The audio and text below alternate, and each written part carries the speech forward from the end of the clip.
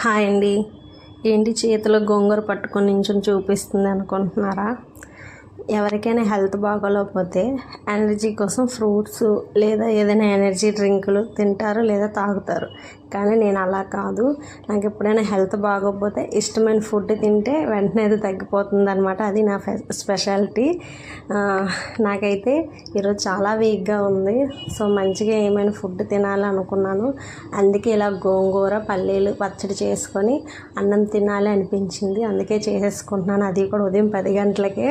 So ముందుగా అయితే బాగా క్లీన్ చేసుకుని గోంగూర తీసుకోండి.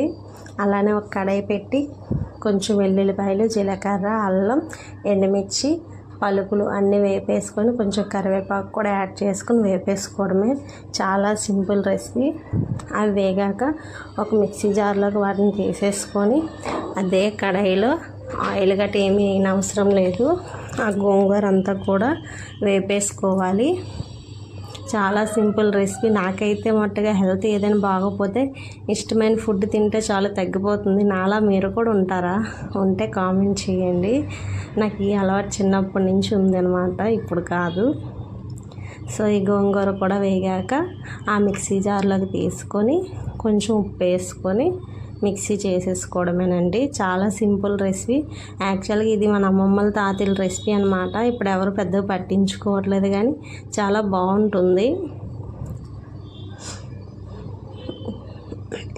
సో పచ్చడి చేసుకున్నాక కొంచెం పోపులు, అలాగే ఎండుమిర్చి, కరివేపాకు వేసి తాలింపు పెట్టేసుకోవడమే. చాలా అంటే చాలా బాగుంటుంది. ట్రై చేయండి.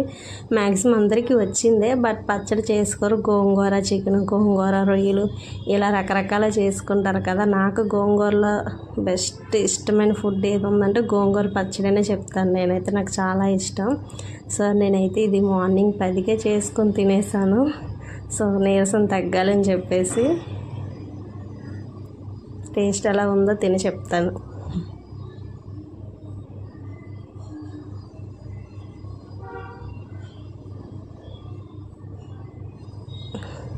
చాలా బాగుంది కదా. నా ఫేస్ చూస్తేనే తెలుస్తుంది కదా. సరే, లైక్ ఇచ్చేయండి.